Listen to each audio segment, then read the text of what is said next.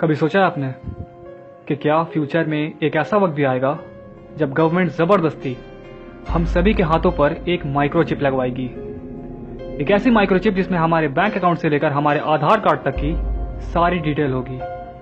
एक ऐसी चिप जिससे गवर्नमेंट हमें अपना गुलाम बना सकेगी। शायद आप नहीं जानते होंगे, लेकिन ये एक हकीकत है। और अगर आप जानना चाहते हैं कि क्या ऐसी कोई चीज वाकई में मौजूद है या अगर है तो इसके इंडिया में आने के कितने चांसेस हैं, तो आज आप इस वीडियो को देखते जाएं, क्योंकि आज मैं आधार आईडी से लेकर डिजिटल इंडिया तक सारी चीजों के बारे में बात करने वाला हूं।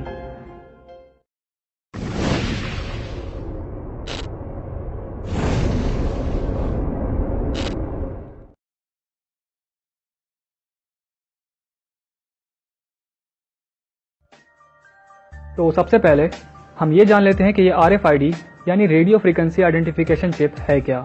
तो बेसिकली ये एक चिप है जो कि साइज में बहुत ही छोटी होती है, तकरीबन एक चावल के दाने के बराबर। इस चिप को आप अपने हाथों में एक छोटा सा ऑपरेशन करके लगवा सकते हो, जिसके बाद आप अपने हाथ में लगे इसी चिप की मदद से काफ़ी सारे काम कर पाओगे। जैसे कि आप अपने ID प्रूफ और बैंक अकाउंट की डिटेल इस चिप से लिंक करवा सकते हो, जिसके बाद आप कहीं पर भी सिर्फ अपने हाथ से पेमेंट कर पाओगे। आपको कैश या किसी भी तरह के क्रेडिट कार्ड या डेबिट कार्ड की जरूरत बिल्कुल भी नहीं पड़ेगी। सिर्फ यही नहीं, बल्कि इस चिप की मदद से आपको अपने घर के दरवाजों को लॉक या अनलॉक करने के लिए भी किसी भी चाबी की जरूरत नहीं पड़ेगी। आप सिर्फ अपने हाथ से ये काम कर पाओगे। साथ ही साथ इस चिप को आप लोकेशन ट्रैकिंग के लिए भी इस्तेमाल कर सकते हो। फॉर एग्जाम्पल, अगर आपके घर में बच्चे हैं जिनके ऊपर आप नजर रखना चाहते हो, तो इस चिप को आप उनके हाथों में फिट करवा दें, जिसके बाद आपको अपने मोबाइल के ऊपर उनकी हर एक खबर मिलती रहेगी। आपके बच्चे कहाँ हैं, किस जगह पर हैं, किनके साथ हैं, ये सब कुछ। अब शायद आप में से कुछ लोग ऐसे भी होंगे जिन्हें डाउट होगा इस बात पर कि ऐसी कोई माइक्रोचिप असलियत में होती भी है या नहीं। तो आप लोगों का ये डाउट क्लियर करने के लिए मैं पहले आपको जी न्यूज़ की एक रिपोर्ट दिखाना चाहूंगा, जिसमें इसी माइक्रोचिप के बारे में काफी अच्छे से एक्सप्लेन किया गया था। और मुझे उम्मीद है कि इसे देखने के बाद आपको इतना यकीन तो हो ही जाएगा कि ये सब कुछ एक हकीकत है। कुछ वर्ष पहले तक आपको किसी चीज की कीमत चुकाने के लिए या खरीदारी करने के लिए कैश लेकर चलना पड़ता था, नकद पैसे की जरूरत होती थी। लेकिन उसके बाद क्रेडिट और डेबिट कार्ड्स आ गए और अब आप अपने मोबाइल फोन की मदद से बहुत आसानी से पेमेंट कर सकते हैं। हालांकि भविष्य में ऐसा करने के लिए आपको मोबाइल फोन्स की भी जरूरत नहीं पड़ेगी, क्योंकि तब आपके शरीर में ही एक ऐसा चिप लगा होगा जो आपका क्रेडिट कार्ड भी होगा, डेबिट कार्ड भी, NFC सपोर्ट भी और ऑफिस का पंचिंग कार्ड भी होगा। स्वीडन की एक स्टार्टअप कंपनी एपिसेंटर ने अपने 150 कर्मचारियों के हाथों में एक माइक्रोचिप फिट कर दिया है। ये माइक्रोचिप एक इंजेक्शन की मदद से कर्मचारियों के शरीर में पहुंचाया जाता है। इस चिप का आकार एक चावल के दाने जितना होता है और इसे तर्जनी उंगली और अंगूठे के बीच की जगह में फिट किया जाता है। जिन कर्मचारियों के हाथों में ये चिप यहाँ पर लगा है, वो इसी चिप की मदद से ऑफिस के दरवाजे खोल लेते हैं, प्रिंटिंग मशीनों को ऑपरेट कर लेते हैं, प्रिंटिंग कमांड देते हैं और कैंटीन से खाने का सामान भी हाथ हिलाकर खरीद लेते हैं या ऑर्डर कर देते हैं। यानी ये एक ऐसी कोशिश है जो इंसानों को मशीन में तब्दील कर रही है, मशीनों में बदल रही है। हो सकता है कि आने वाले वक्त में दुनिया की ज्यादातर कंपनियां अपने कर्मचारियों के लिए ऐसा चिप अनिवार्य कर दें। अब सवाल यह है कि आने वाले दिनों में इंसानों और मशीनों का ये कॉम्बो एक सुखद अनुभव होगा या फिर एक खतरनाक भविष्य की शुरुआत। समझने वाली बात यह है कि आज जब कई सारी कंपनीज अपने एम्प्लॉइज यानी कर्मचारियों के हाथ में चिप को लगवाना शुरू कर रही हैं, तो क्या आगे चलकर कोई ऐसा वक्त भी आएगा जब कंपनीज के साथ साथ दुनिया की कई सारी कंट्रीज की गवर्नमेंट भी अपने आम लोगों के हाथों में चिप को लगवाना शुरू कर देंगी? अगर हाँ, तो इससे नुकसान क्या है? इसका जवाब देने से पहले मैं आपको ये बताना चाहूंगा कि डिजिटल करेंसी क्या होती है। शायद आप पहले से जान रहे हो इसके बारे में, लेकिन फिर भी। तो डिजिटल करेंसी उसे कहते हैं जिससे आप ऑनलाइन पेमेंट कर पाते हो। फॉर एग्जाम्पल, अगर आपके हाथ में एक 100 रुपए का नोट है तो वो आपकी कैश करेंसी हुई, लेकिन अगर आपके यही 100 रुपए आपके पेटीएम अकाउंट में मौजूद होते हैं तो वो आपकी डिजिटल करेंसी होती है, क्योंकि वो डिजिटल रूप में ऑनलाइन सेव्ड है। और इस करेंसी की मदद से आप ऑनलाइन शॉपिंग कर सकते हो, ऑनलाइन टिकट बुक कर सकते हो, वगैरह वगैरह। तो ये है डिजिटल करेंसी। अब देखिए, इस RFID चिप को आम लोगों के हाथों में इम्प्लांट करवाने के पीछे अगर कोई सबसे बड़ा मकसद है तो वो है इस दुनिया से कैश करेंसी को खत्म कर देना और उसकी जगह डिजिटल करेंसी को जारी करना। और कैश इस दुनिया से तभी खत्म हो पाएगा जब हम सब उसका इस्तेमाल करना बंद कर देंगे। जब हम मार्केट में जाएंगे तो हमें एक से एक डिस्काउंट ऑफर्स दिखाए जाएंगे कि भाई आप ऑनलाइन पेमेंट करो तो आपको 10% की छूट मिलेगी, ऑनलाइन टिकट बुक करो तो आपको 15% की छूट मिलेगी। और इन्हीं डिस्काउंट्स के लालच में आकर हम सब मार्केट में कई सारी चीजों को खरीदने के लिए कैश के बजाय ऑनलाइन डिजिटल पेमेंट को इस्तेमाल करने लगेंगे और इसी तरह हमारी कैश करेंसी धीरे धीरे खत्म होती जाएगी। अब हम जरा नजर डालते हैं कुछ वेस्टर्न कंट्रीज की तरफ, जैसे अमेरिका, कनाडा, इंग्लैंड, इन देशों के ऊपर। तो हमें पता चलता है कि ऑस्ट्रेलिया में इस चिप को लोगों के हाथों में इम्प्लांट करने का काम पिछले साल से ही शुरू कर दिया गया है। कई सारे लोगों के हाथों में वहां ऑलरेडी इस चिप को इम्प्लांट कर दिया जा चुका है। और ये मैं आपको कोई झूठी खबर भी नहीं सुना रहा। इनफैक्ट ऑस्ट्रेलिया के ही एक ऑफिशियल न्यूज वेबसाइट पर यह खबर छपी है, Australia becomes the first country to begin microchipping its population. आप खुद भी जाकर पढ़ सकते हो, लिंक मैंने डिस्क्रिप्शन में दे दी है। लेकिन अब आप मुझे एक बात बताओ कि इतने सारे लोगों ने आखिर कैसे इस चिप को अपने हाथों में वहां इम्प्लांट करवा लिया। मैं बताता हूँ, क्योंकि वहां की गवर्नमेंट ने खास तौर पर इस चिप को आम जनता के बीच प्रमोट किया था, ताकि ज्यादा से ज्यादा लोग इस चिप को अपने हाथों में इम्प्लांट, क्योंकि जितने ज्यादा लोग इस चिप को इम्प्लांट करवाएंगे उतनी ही ज्यादा तेजी से लोग कैशलेस करेंसी को यानी डिजिटल करेंसी को इस्तेमाल करना शुरू कर देंगे। जाहिर सी बात है कि जब आपके हाथ में एक RFID चिप लगी होगी और आपके जितने भी रुपए पैसे होंगे वो सारे इसी चिप के अंदर होंगे, तो आप उसी को इस्तेमाल करके खरीदारी करोगे। क्यों आप बिना वजह कैश यूज करोगे? अब आपके मन में एक सवाल होगा कि भाई कैश को खत्म कर देने से ऐसा क्या फायदा मिल जाएगा हमारी गवर्नमेंट को या किसी भी देश की गवर्नमेंट को? तो उसका जवाब है कि कैश को खत्म करके डिजिटल करेंसी को लागू कर देने के बाद गवर्नमेंट को आपके ऊपर कंट्रोल कर पाना बहुत ही आसान हो जाएगा, या साफ शब्दों में आपको एक गुलाम बनाए रख पाना और भी ज्यादा आसान हो जाएगा। आप पूछोगे कैसे? क्योंकि आपके हाथों में लगी इसी RFID चिप के अंदर आपके बैंक अकाउंट की सारी डिटेल है, आपके ID प्रूफ की सारी डिटेल है।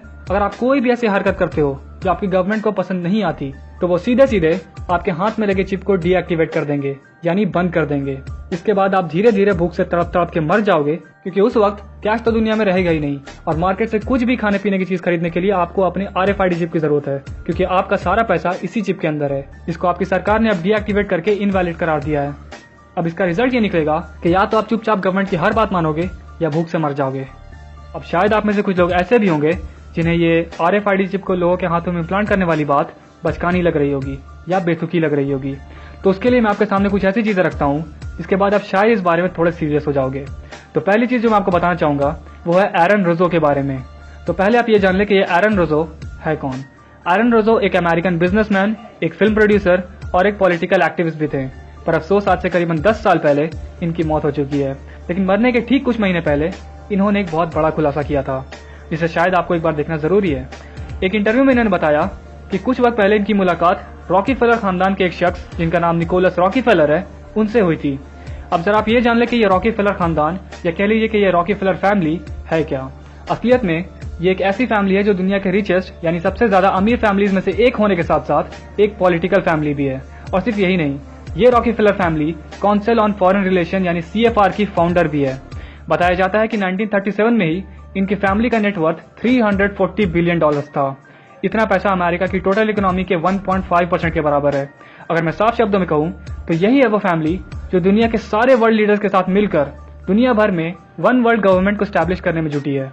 तो जब एरन रोजो की मुलाकात इसी रॉकीफेलर फैमिली के एक शख्स निकोलस रॉकीफेलर से हुई, तब उस मुलाकात के बाद इन दोनों में काफी अच्छी दोस्ती होती गई।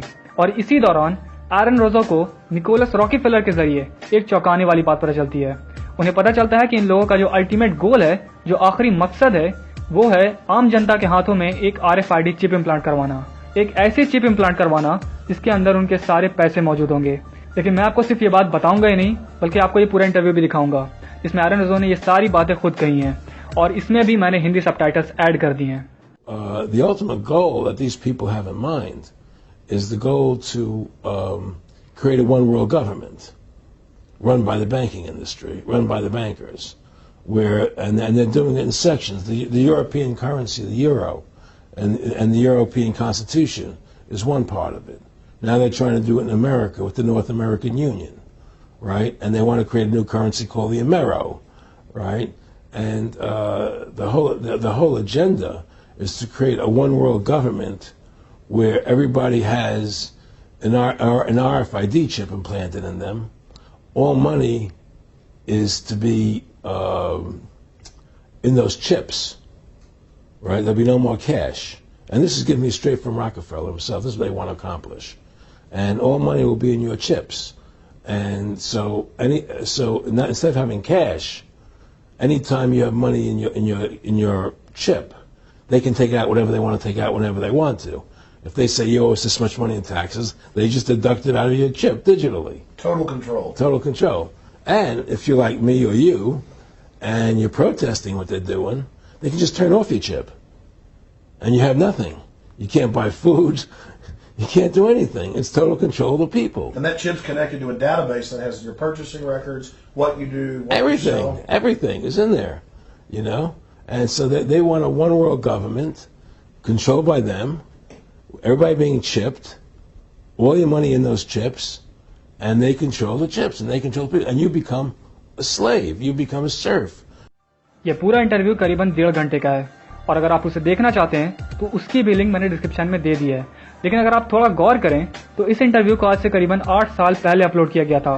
उस वक्त शायद किसी ने इस तरह की किसी RFID चिप के बारे में सोचा भी नहीं होगा, लेकिन आज ये चिप एक हकीकत बनती जा रही है। इंडिया की अगर बात की जाए तो यहाँ पर कैश करेंसी को खत्म कर पाना इतना आसान नहीं है। यहाँ पर अभी एक बहुत बड़ी आबादी है जिसे डिजिटल करेंसी के बारे में कुछ भी नहीं मालूम, लेकिन स्टिल अगर आप थोड़ा गौर करेंगे गवर्नमेंट के फुटस्टेप्स के ऊपर तो आपको काफी इंटरेस्टिंग चीजें देखने को मिलेंगी। सबसे पहले हम सभी के आधार कार्ड बनवाए गए, हम सभी का बायोमेट्रिक डेटा कलेक्ट किया गया। बायोमेट्रिक डेटा का मतलब आपकी आंखों का और आपके फिंगरप्रिंट का स्कैन। ये बायोमेट्रिक डेटा सिर्फ आपका है। आधार आईडी की मदद से लाखों की भीड़ में भी आपको पहचाना जा सकता है। उसके बाद जन धन योजना की मदद से गरीबों तक के बैंक अकाउंट खुलवाए गए। फिर हम सभी के आधार को अपने अपने बैंक अकाउंट से लिंक करवाने को कहा गया ताकि ये पहचाना जा सके कि यह आपका ही बैंक अकाउंट है। उसके बाद आया सबसे बड़ा झटका, डीमोनेटाइजेशन, नोटबंदी। डीमोनेटाइजेशन के वक्त हम सभी लोगों के पास जो कैश करेंसी थी वो बेकार हो गई और हमें ऑर्डर मिला कि हम सब अपनी कैश करेंसी को ले जाकर यानी 500 और 1000 के नोट को ले जाकर अपने अपने बैंक अकाउंट में जमा करवा दें और बैंक में जमा करवा देने के बाद हम सब उन पैसों को अपने पेटीएम अकाउंट में डालकर यूज करें डिजिटल करेंसी की तरह अपनी रोजमर्रा की चीजों को खरीदने के लिए, जैसे आलू, प्याज, दाल, चावल, दूध, दही। और इसी तरीके से हम सबको, गरीब अमीर सबको डिजिटल इंडिया से जुड़ने को कहा गया। कैश करेंसी को छोड़कर कैशलेस करेंसी की तरफ आने को कहा गया।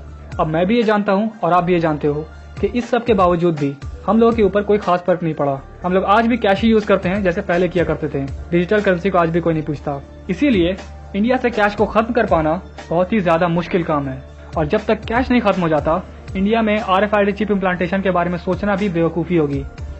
लेकिन आप ये मत सोचिए कि आपको फिक्र करने की जरूरत नहीं है, क्योंकि इस काम को करने का एक और तरीका भी है जो कि है आधार कार्ड।